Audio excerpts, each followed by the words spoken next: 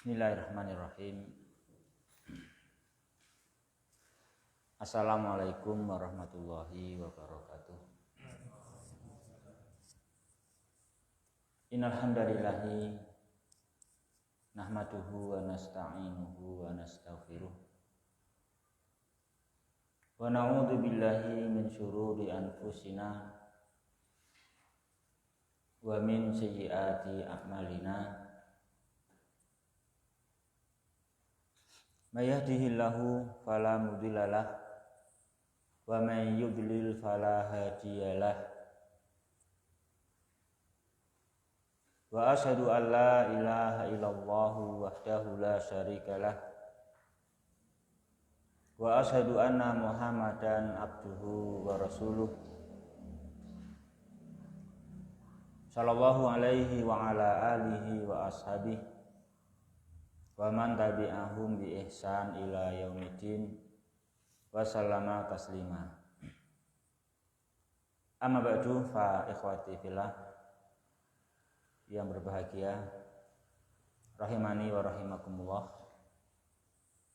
Melanjutkan pertemuan kita di kesempatan yang baik hari ini dalam mempelajari kitab Ushul fit Tafsir oleh Syekh Muhammad bin Shalih Al-Utsaimin rahimahullahu ta'ala. Di dalam pembahasan bahwasanya ada beberapa ayat dari Al-Quran sekalipun tidak dominan, yang mana turunnya ayat tersebut dengan didahului oleh sebab, sehingga sebab-sebabnya itu dinamakan dengan asbabun nuzul, sebab-sebab turunnya ayat. Dari beberapa ayat Al-Quran yang turunnya ada asbabnya, ada beberapa faedah, beberapa penjelasan yang menunjukkan perkara-perkara yang penting, perkara-perkara yang mendasar dan juga indahnya Islam. Seperti misalnya apa yang kita bahas pada pertemuan yang terakhir lalu, bahwa di dalam asbabun nuzul terdapat penjelasan yang pokok yang melandasi kehidupan kita, bahwasanya Al-Qur'anul Karim benar-benar turun dari Allah Subhanahu wa ta'ala,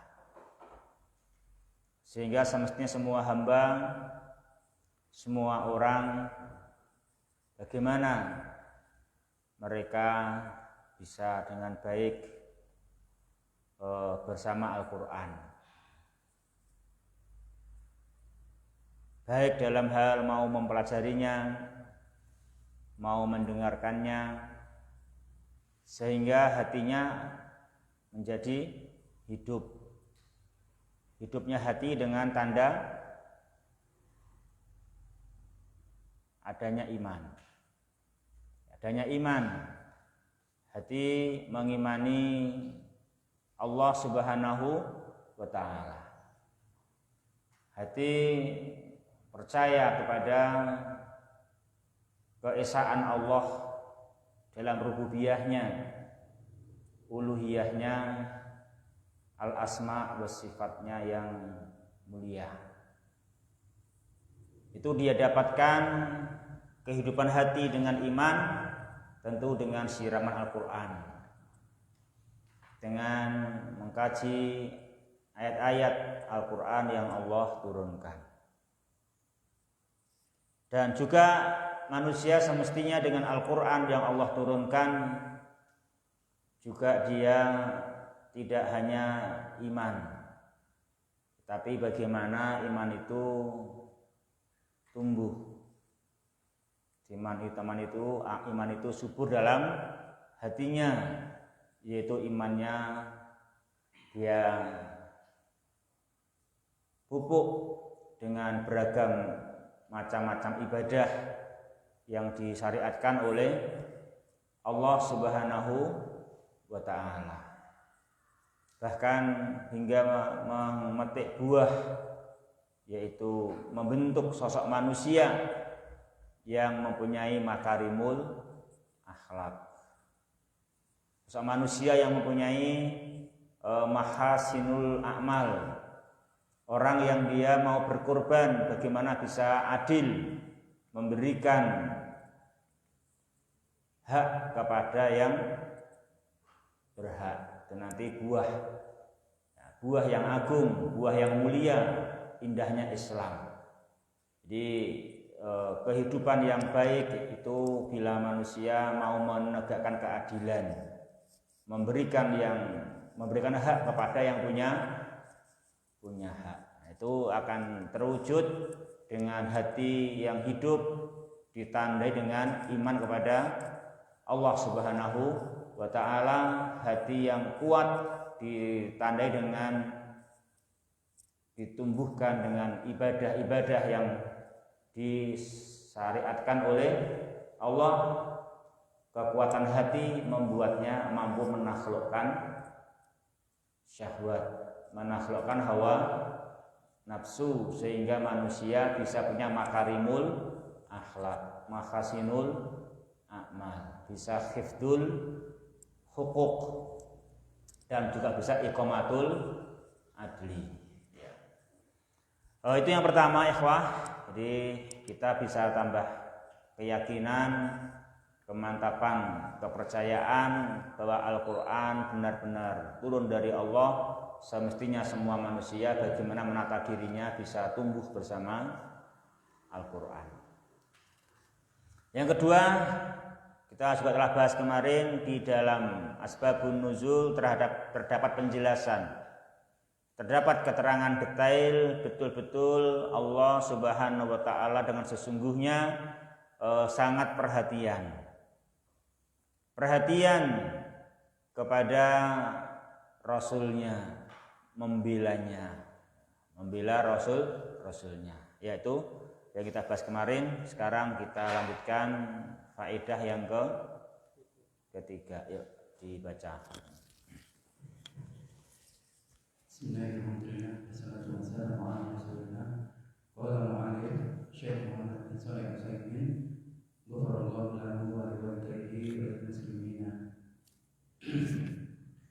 Fawaidul ma'rifati asbabil nuzuli. Salis, bayanu inayatillahi ta'ala bi ibadihi fi tafriji kurubatihim wa izalati ghumumihim. Misal dzalika ayatul tayammum fa fi sahihil Bukhari annahu doa iqdun li Aisyah radhiyallahu anha wa hiya ma'a Nabi sallallahu alaihi wasallam fi ba'di asfari fa aqama Nabi sallallahu alaihi wasallam bi talabihi wa aqama an-nasu ala ghairi ma'in fasaqahu dhalika ila Abi Bakr fadzakara al-haditsa wa fihi fa anzalallahu ayata tayammum fa yatayammamu faqala Usayd ibn Hudayr ma hiya bi awwali barakatikum ya ala Abi Bakr wal haditsu fil Bukhari mutawwalan. Faedah mengetahui sebab-sebab turunnya Al-Quran yang ketiga, yaitu penjelasan tentang perhatian Allah Subhanahu wa ta'ala kepada hamba-hambanya di dalam mengatasi, dalam menyelesaikan kesulitan mereka, dan di dalam menghilangkan kesedihan-kesedihan mereka. Contoh yang demikian itu adalah ayat tentang tayamum. Maka di dalam Sahih Bukhari bahwasanya disebutkan telah hilang sebuah kalung milik Aisyah radhiyallahu anha, dan beliau Aisyah radhiyallahu anha bersama Nabi Shallallahu Alaihi Wasallam dalam sebagian safar beliau. Maka Nabi Shallallahu Alaihi Wasallam singgah untuk mencari kalung dan juga manusia singgah pada kondisi tidak ada air. Maka mereka mengadukan yang demikian itu kepada Abu Bakar. Maka yang menyebutkan hadis, dan di dalam hadis itu maka Allah menurunkan ayat tentang tayamum. Maka kemudian manusia itu bertayamum. Berkata Usaid bin Hudayr, tidaklah ini yang pertama kali keberkahan kalian wahai keluarga Abu Bakar. Dan hadis ini dalam Bukhari panjang. Ya.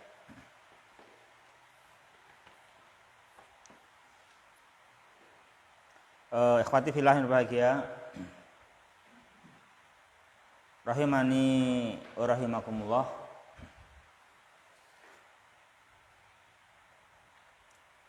Faedah yang ketiga dari ma'rifatu asbabin nuzul, ikhwati fillah yang berbahagia, rahimani wa rahimakumullah, dengan syariat-syariat Allah Subhanahu wa taala, agama Islam, agama Allah Subhanahu wa taala, syariat yang pemurah, syariat yang melapangkan keberadaan hamba, membuka, menghilangkan kesempitan dan kesusahan mereka. Ini nampak jelas ada keterangan-keterangan yang detail bahwa Dia Ta'ala dengan syariatnya itu perhatian kepada para hamba. Apa yang Dia telah syariatkan adalah memperhatikan kemaslahatan hamba, termasuk dalam hal melapangkan kesusahan mereka, menghilangkan kesempitan mereka. Di sini penulis memberikan contoh tentang turunnya ayat tentang pensyariatan tayamum. Tentang tayamum.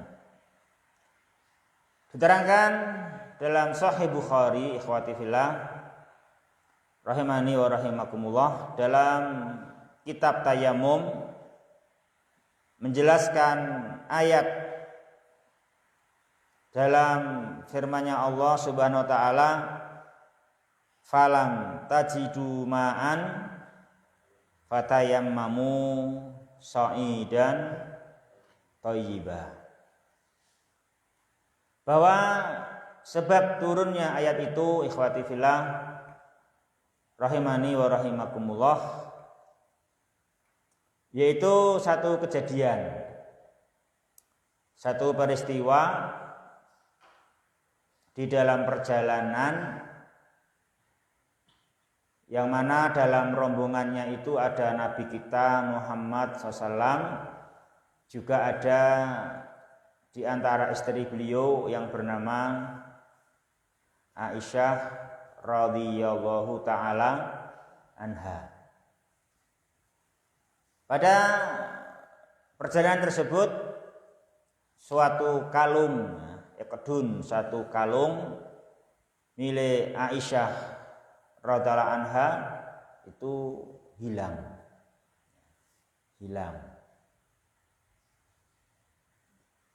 Dengan kejadian itu,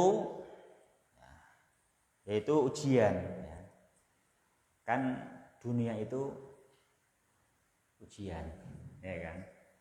Al-malu innama amwalukum wa auladukum fitnah. Sesungguhnya harta-harta kalian dan anak-anak kalian adalah fitnah. Apa fitnah itu? ikhtibar, imtihan. Ya, itu yang kita harus tahu. Jadi harta dan anak itu bukan apa? Bukan ijazah. Bukan ijazah. Itu belum ijazah ya, itu masih UN. Itu masih UN, itu masih ujian ya kan? Masih ujian. Jadi kamu belum boleh merasa bangga dengannya. Nanti kamu udah bangga mah terlena nanti. Ternyata nggak lulus ujian, bahaya kan itu kan? Bahaya itu masih ujian, itu belum syahadah ya kan? Itu belum ijazahnya itu masih ujiannya. Sehingga kamu harus bisa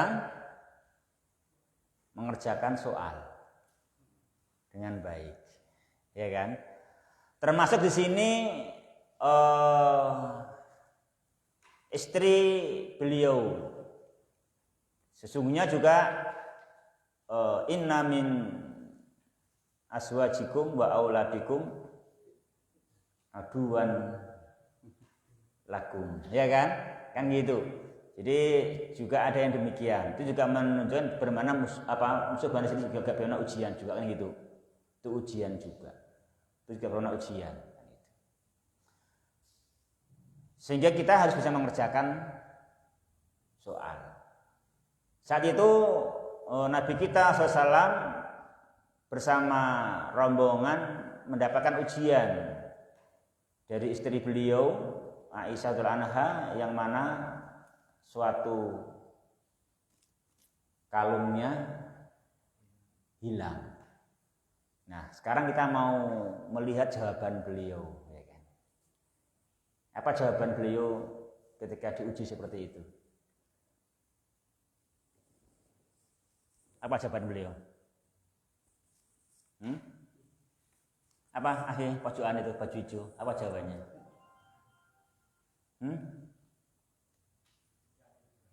Jawabannya adalah fa'aqaman nabiyyu sallallahu alaihi wasallam li talabi. Itu jawaban beliau terhadap soal tersebut kan itu kan? Itu jawaban beliau ya kan. Jadi beliau tidak cuek. Ya kan? Beliau punya perhatian.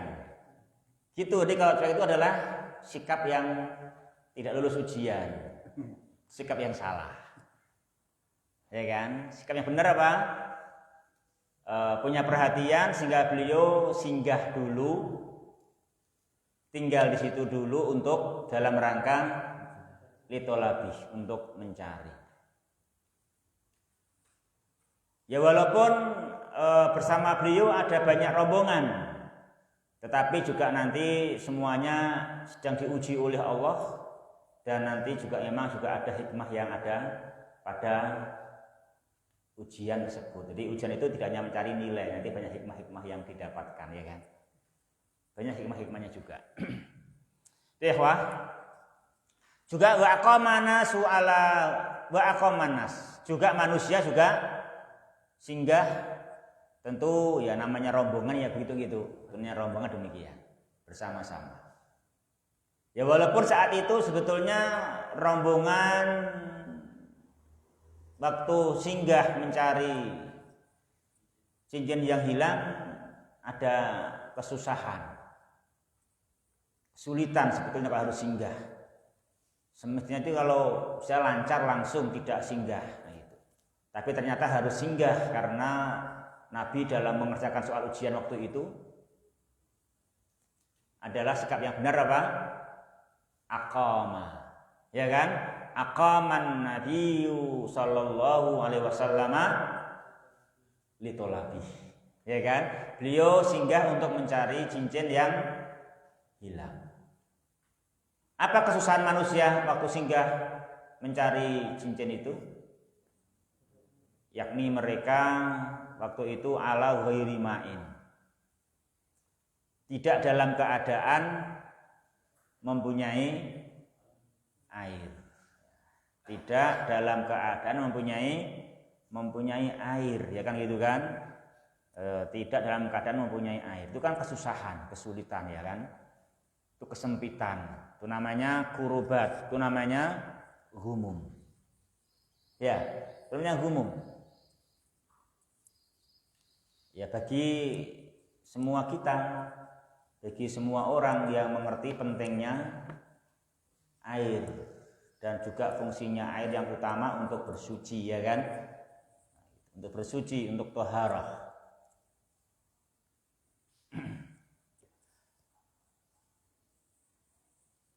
Hingga mereka para manusia waktu itu apa sama? Syakau dzalika ila Abi Bakrin. Mereka mengadukan permasalahan tersebut kepada sahabat Abu Bakar.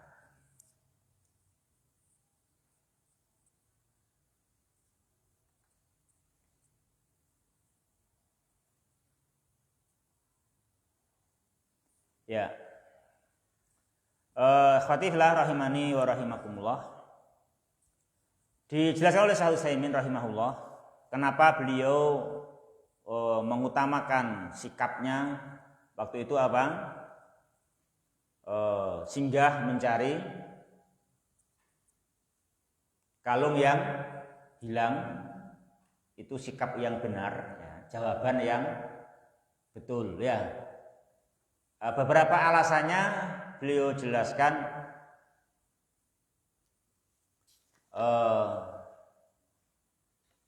Yang pertama, kalung itu adalah harta.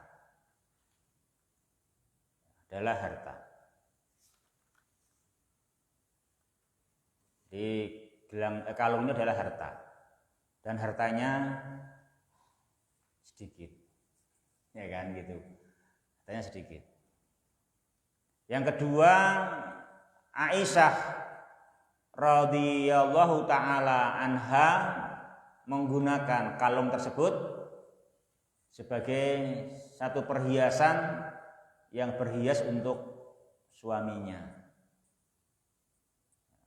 Perhiasan yang benar. Dia pakai untuk perhiasan di hadapan suami, yaitu Rasulullah alaihi assalatu wassalam, semulia-mulia makhluk. Dengan demikian ini ya kalung yang mempunyai arti. Ya kan, mempunyai arti, mempunyai makna gitu. Mempunyai makna. Yang ketiga alasannya juga ikhwati fillah berbahagia rahimani wa rahimakumullah, dengan sikap beliau yang seperti itu Rasulullah Muhammad SAW, beliau melaksanakan fungsi dirinya sebagai pendidik umat.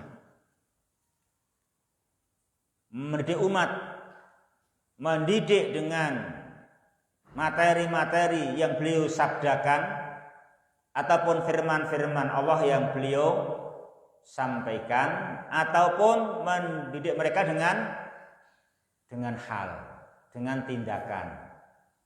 Dengan tindakan nyata, dengan praktek, ya, dengan praktek. Nah itu. Dengan begitu sehingga dengan sikap tersebut beliau mempraktekkan sikap yang seperti itu, singgah mencari kalung yang hilang. Beliau mendidik umatnya supaya umatnya itu menjadi tahu, mengerti bahwa sesungguhnya wanita, yaitu para istri, itu mempunyai hak. Mempunyai apa? Mempunyai hak. Dan juga menunjukkan bahwasanya para istri itu wajib untuk dijaga, dipelihara. Nah, yang demikian itu juga menunjukkan juga supaya umatnya paham dan mengerti nilainya harta. Jadi harta agar gak disia-siakan. Nah gitu. Harta itu adalah berharga. Sehingga semua pihak janganlah menyia-nyiakan harta, hanya tahu kadarnya harta. Jangan sampai habis tanpa faedah, ya kan? Sampai tanpa faedah. Jadi harta itu kalau bisa memang dipakai untuk yang benar-benar manfaat pada tempatnya, jangan hilang dan menguap begitu saja, ya kan gitu.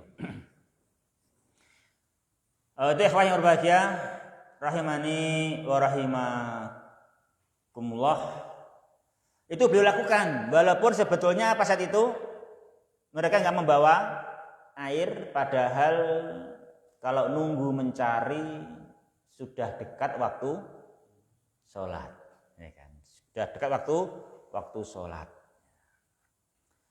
Ya, namun begitu ya ikhwah yang berbahagia, rahimani wa rahimakumullah, di balik itu ada hikmah. Apa hikmahnya? Yaitu fadzakarul hadis wa fihi, lalu disebutkan hadis yang panjang yang potongannya apa? Fa anzalallahu ayatat tayammumi.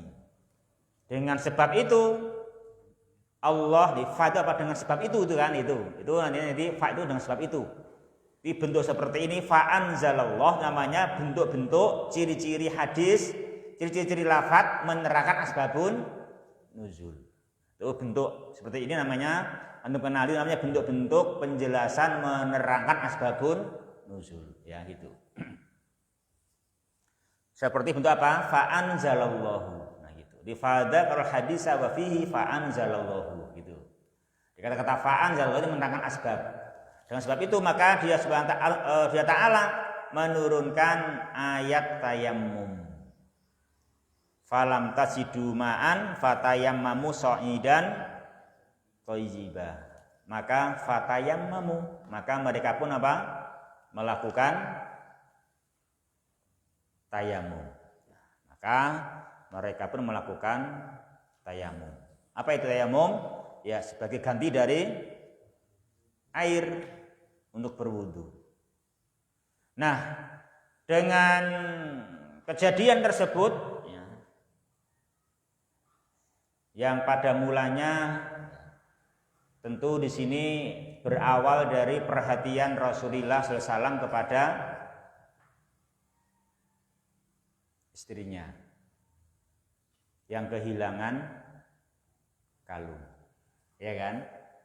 Dan juga umatnya mau sabar bersama rombongan yang terhalang oleh kejadian tersebut.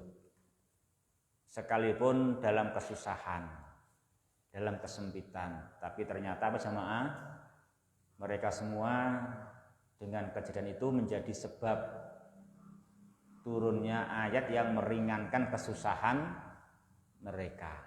Apa itu ayat tayamum? Itu namanya jelas dengan adanya turun tayamum, itu namanya penjelasan dari Allah Ta'ala dengan syariatnya, dengan ayatnya, dengan satu nabinya. Itu namanya kelapangan yang sangat nyata. Di kelapangan dari Allah Subhanahu wa ta'ala, betul-betul dalam iman, dalam Islam, selagi orang itu dalam rangka mentaati Allah, mentaati Rasul, sekalipun ada kesusahan, kesulitan, maka sebagaimana yang Allah firmankan, fa inna ma'al usri yusra, inna ma'al usri yusra. Sesungguhnya bersama satu kesulitan ada satu kemudahan, sesungguhnya bersama satu kesulitan tersebut ada kemudahan-kemudahan lagi yang lainnya. Itu. Jadi kita pun harus yakin itu sama. Yang penting semua kita apa tadi? Hidupnya benar. Hidupnya benar. Apa hidup yang benar tadi? Iman. Ya kan? Iman kan itu. Iman itu ciri hidup yang benar, itu iman. Iman itu nanti hidup benar.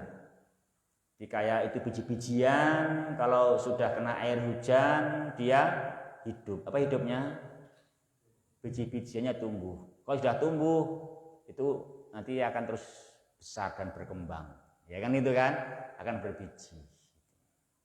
Jadi kalau belum tumbuh ya, kalau belum hidup ya nggak jadi. masih biji-bijian nggak hidup, bermakna tidak menjadi, nggak menjadi kecambah, nggak menjadi tanaman ya udah utuh. Bahkan bijinya akan busuk, akan rusak. Ini beda kalau dia biji yang sudah mau hidup. Masya Allah, akan terus berkembang, gitu kan? Akan terus tumbuh, itu jamaah. Itu dengan syaratnya ya kan, dengan usaha-usahanya. Tapi hal yang sangat mungkin dimudahkan oleh Allah. Juga begitu selayaknya manusia. Bagaimana mereka yang penting mau mendapatkan siraman Al-Quran sehingga hatinya hidup. Apa hidupnya hati? Hatinya beriman. Ya kan? Hatinya beriman kepada wujudnya Allah, rububiyahnya Allah, uluhiyahnya Allah, al-asma wa sifatnya Allah Subhanahu wa ta'ala. Kalau hatinya hidup nanti akan tujuannya benar. Ya kan gitu. Ikhwati fillah bahagia rahimani wa rahimakumullah, nanti udah tumbuh ada kesusahan kesulitan, pasti fa inna ma'al usri yusron. Inna ma'al usri yusron. Yang penting dalam rangka apa tadi? Dalam rangka kita itu mentaati Allah dan Rasul sebagai para sahabat yang mana mereka sabar singgah bersama rombongan karena Nabi bersikap ketika kalung istrinya hilang, beliau bersikap untuk mencari. Dengan itu harta itu beliau gunakan untuk berhias terhadap suaminya, dan karena beliau mendidik umatnya, ya kan, mendidik umatnya agar umatnya tahu harus menjaga istri dan menjaga harta, dan supaya orang tahu harta nggak boleh hilang tanpa, harta nggak boleh menguap tanpa faedah. Yang kita tanpa faedah, mesti itu harta bagaimana kita miliki, nah itu habisnya itu harus untuk faedah, bahkan yang berkah, ya kan, yang fawaid kasirah kan itu, yang faedah yang banyak. Jangan biarkan hilang begitu saja, ya kan gitu. Itu beliau mendidik umatnya seperti demikian dengan sikap ini. Nah, kesabaran mereka juga jadi sebab turunnya ayat tayammum. Yaitu ikhwah yang berbahagia rahimani wa rahimakumullah. Makanya orang yang bijak, orang yang bisa menerima sikon, orang yang paham kondisi, itu seperti apa komentarnya Usaid bin Khudair. Jadi yang nampaknya begitu, ini ngurusi kalung yang hilang, semuanya terhenti, ya kan itu. Tapi ternyata apa akhirnya? Bagi yang paham, nah ini bagi yang paham. Ada orang seringnya nggak paham. Terutama masih anak itu nggak paham. Coba kamu tanya anak, nak, kamu itu banyak merepotkan orang tua atau banyak membantu orang tua? Apa jawaban anak-anak? Banyak membantu. Kenapa? Karena ketika merepotkan dia nggak sadar. Dia nggak ngerti kalau ternyata itu merepotkan orang tua. Jadi ketika membantu sedikit pun merasa bus pol-polan kan itu, sehingga merasanya banyak membantu gitu. Ya namanya masih anak sih, memang masih belum paham kan gitu. Dia belum mengerti demikian. Dia belum mengerti kan gitu. Kadang ada yang sering ya memang anak seperti itu kan demikian. Makanya orang tua harus sadar. Mungkin kita pun juga dulu begitu kan begitu. Demikian, ya.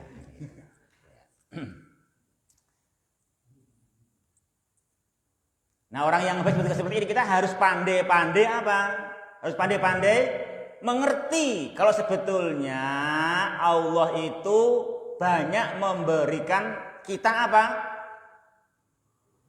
Tafriju kurobat izalatul humum. Itu harus ngerti gitu loh, ya harus ngerti gitu.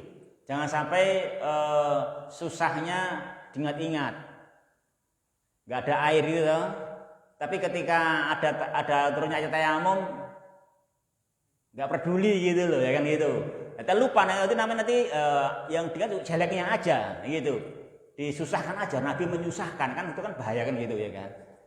Maka kita harus sadar, harus mengerti sebetulnya banyak inayah dari Dia Subhanahu wa Ta'ala kepada para hamba ini. Maka sudah layak pentingnya dinukil keterangan saya tadi, komennya Usaid bin Khudair. Itu penting dicatat itu kan, ini dicatat dan diperhatikan. Itu bisa menilai keadaan dengan benar kan gitu.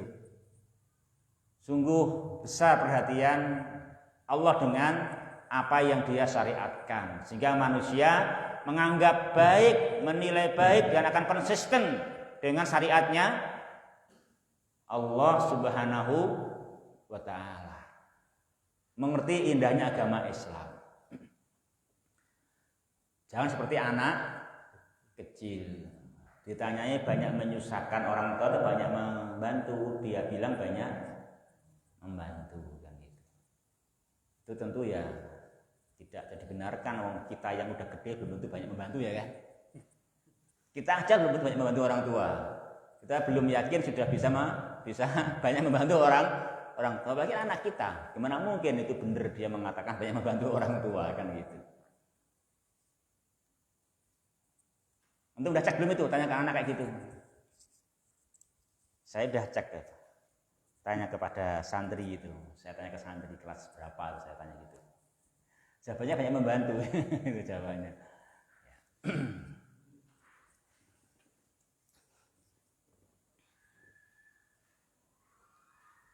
Ya akhwati fillah berbahagia yang dirahmati olehnya Subhanahu wa Ta'ala.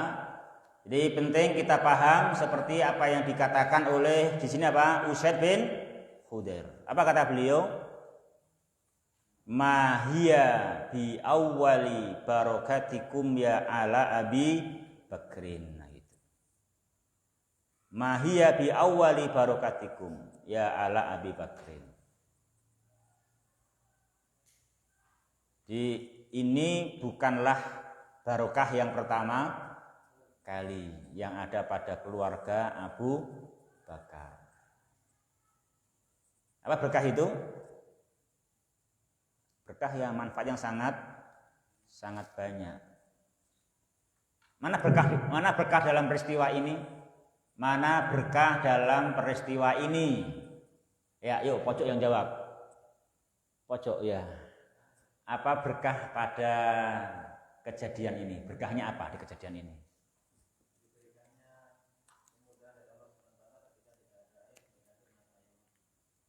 Itu ya. Terus pengorbanannya apa?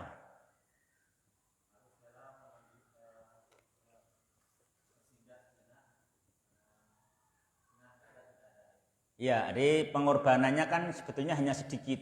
Apa itu? Hilangnya kalung Aisyah yang membuat beliau dan para rombongannya singgah mencari. Ini memang susah, tapi itu kan pengorbanan yang berkah. Ya kan? Itu berkah karena apa? Di balik itu ternyata hikmahnya besar. Apa itu sebab turunnya ayat tayamum? Ya kan? Itu sebab turunnya ayat tayamum yang jelas itu melapangkan beragam kesusahan manusia sepanjang zaman. Ya. Dan yang seperti ini bukan hanya pertama bagi keluarga Abu Bakar As-Siddiq radhiyallahu taala anhu. Sehingga kata beliau, "Mahiya bi awwali barokatikum." Kalau kita kira-kira berapa kali ya kayak gitu? Kita berapa kali jadi sebab baiknya keluarga kita gitu. Enggak apa-apa kamu jadi sebab baiknya keluarga kan lumayan. Karena keteguhan kamu, karena kesikohan kamu dan kekokohan kamu sehingga keluarga bisa mengerti, oh iya benarnya iman. Itu kan bagus nanti gitu. Tidak hanya adik yang percaya, bahkan kakak dan orang tua dan paman pun percaya. Berkat apa?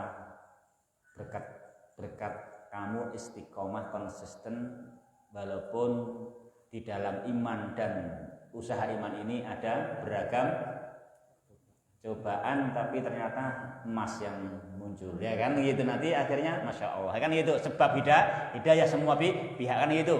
Itu penting. Nah, itu nggak mungkin kalau kamu lancar-lancar aja terus itu ada barokah itu ya enggak.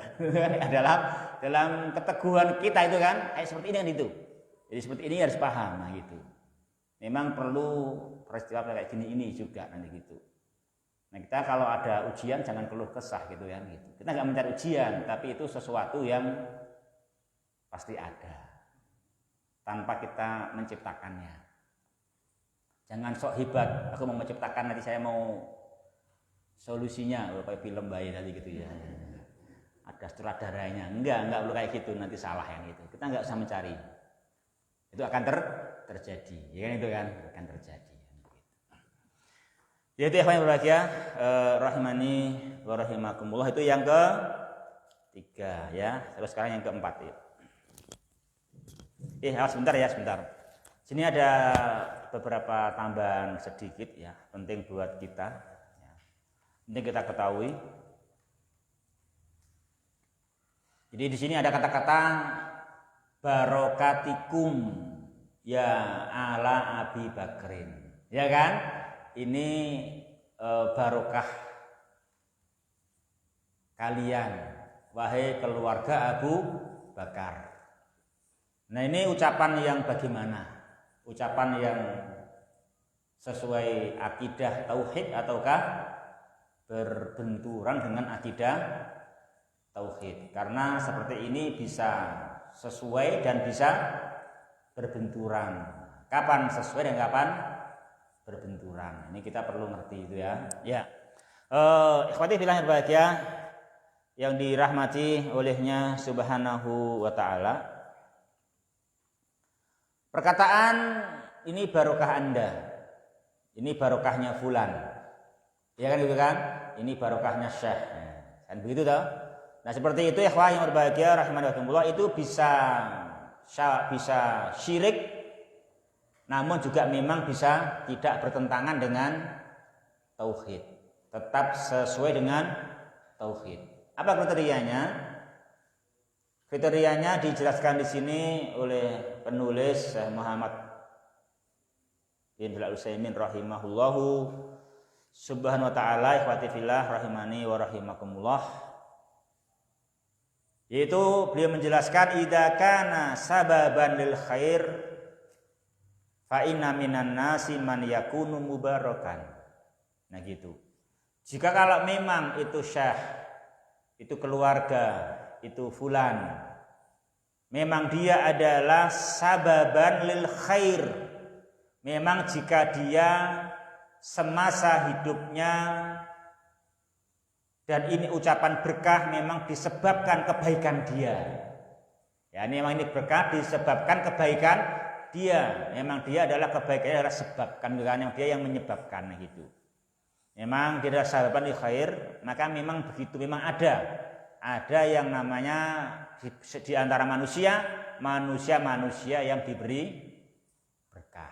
Memang ada manusia yang diberi berkah sehingga melalui dirinya itu ada kebaikan-kebaikan yang banyak, ada berbagai barokah, manfaat untuk orang yang lain juga. Gitu. Meskipun juga ada orang yang dikatakan berkah, tapi dia tidak seperti itu. Dia nggak seperti itu.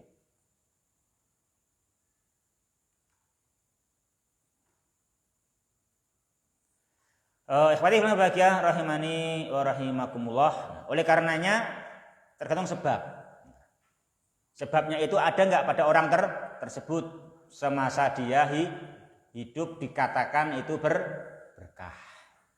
Dikatakan adalah sababun lil khair, yang itu. Makanya dikatakan nanti syirik kalau ini adalah sebabnya orang yang sudah mati. Nah, ini syirik.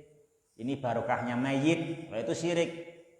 Kalau dikata ini barokahnya mayit, syirik karena apa? Karena tidak mungkin mayit itu adalah sababan lil khair. Gak mungkin itu adalah sebab kebaikan. Wong dia udah terputus amalnya, dia udah tidak bergerak apa bagaimana dia dikatakan sebab. Kecuali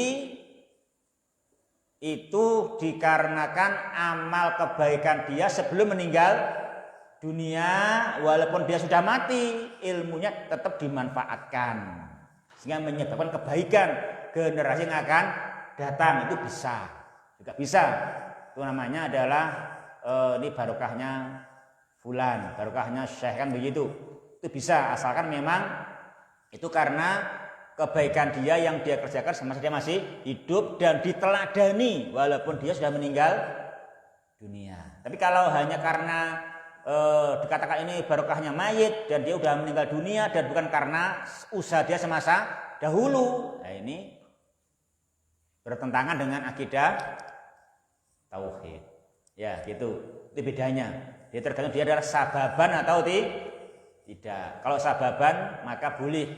Sebagaimana ucapan Usaid bin Khudr yang mengatakan mahia bi awwali barokatikum. Beliau menisbatkan barakah kepada Abu Bakar dan keluarganya. Ini benar karena memang beliau dan keluarga adalah sebab-sebab untuk beragam kebaikan. Nah, itu bisa, itu namanya itu selaras dengan akidah tauhid itu ya. Ya, nomor 4 sekarang. Bismillah. Fahmat ayati ala wajhil sahihi. Misal dhalika qaluhu ta'ala inna safa wal marwata min sya'airillahi faman hajjal baita aw i'tamara fala junaha alayhi ayyatawafa bihima ay yas'a bainahuma fa inna dhahira qawluhu fala junaha alayhi an ghayata amris sa'i bainahuma ay yakuna min ismil mubahi wa fi sahih al-Bukhari an Asim bin Sulaiman qala sa'altu Anas bin Malik radhiyallahu anhu an Safa wal Marwah qala kunna nara annahuma min amril jahiliyati falamma kana al-islamu amsakna anhuma fa anzalallahu ta'ala inna safa wal marwata min sya'airillahi ila qawlihi ayyatawafa bihima fa bihada urifa ana nafyal junahi laisa muradu bihi bayana asli hukmi sa'i wa innamal muradu nafyu taharrujihim biimsakihim anhu haitsu kanu yarawna annahuma min amril jahiliyati amma aslu hukmi sa'i faqad tabayyana biqaulihi min sya'airillah. Faedah mengetahui sebab-sebab turunnya Al-Quran, di antaranya yang keempat adalah memahami ayat-ayat dengan cara yang benar.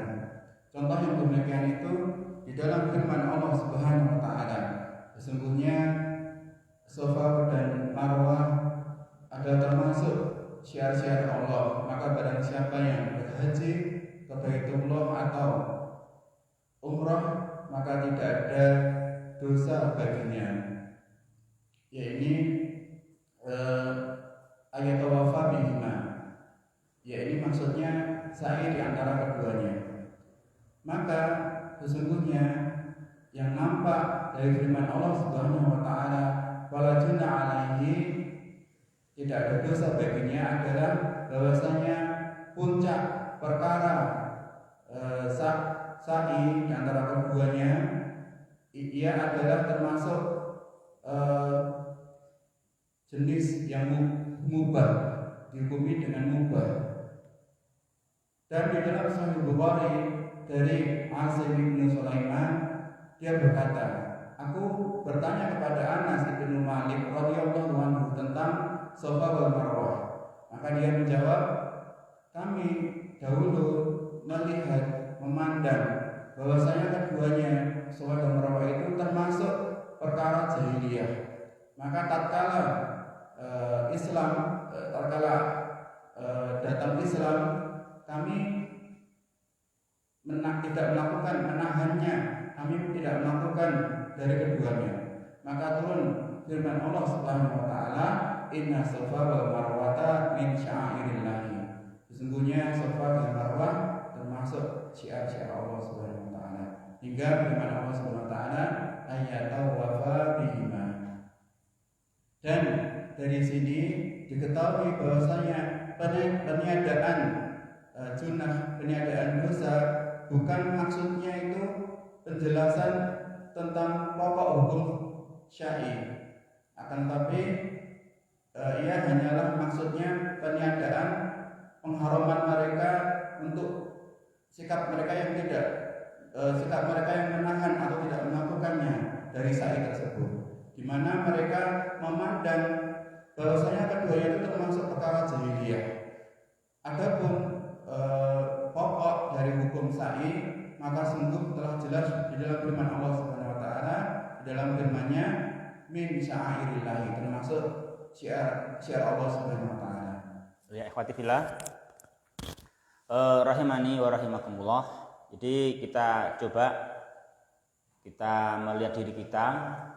Kalau kita membaca ini ayat itu ya, kita baca ini ayat tanpa membaca tafsir gitu misalkan, atau tanpa membaca asbabun nuzul.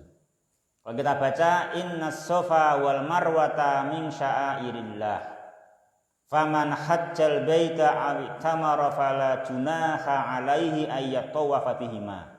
Memahami di sini fala junaha alaihi ayyatawafa bihima. Ayyatawafa artinya apa?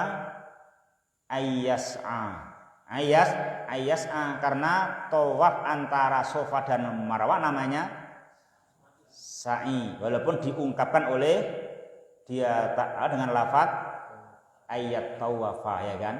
Yang tawaf di Safa wa Marwah namanya sa'i, ya kan gitu.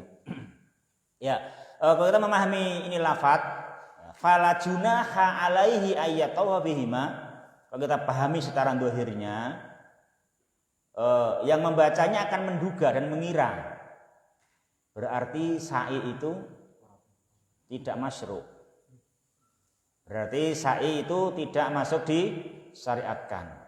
Ya paling pol sa'i itu adalah mubah. Dia bukan syariat, tetapi ya kalau mau sa'i ya mubah. Silahkan, tapi enggak sampai disyariatkan. Sunnah pun tidak, apalagi rukun haji, rukun umroh, kan gitu. Karena apa? Kata Allah fala junaha alai ayat tawafa bihima. Nah itu, ini kalau kita barangkali kalau membaca dari awal mungkin punya praduga seperti itu. Akan demikian. Itu mungkin istimbat kita. Itu kan. Itu istimbat kita kalau kita membaca ini ayat begitu. Namun bila kita ketahui asbabun nuzulnya, ini kan itu kan, kita ketahui asbabun nuzulnya, maka itu akan membawa kita kepada apa jemaah? Kepada faedah yang keempat. Apa faedahnya tadi?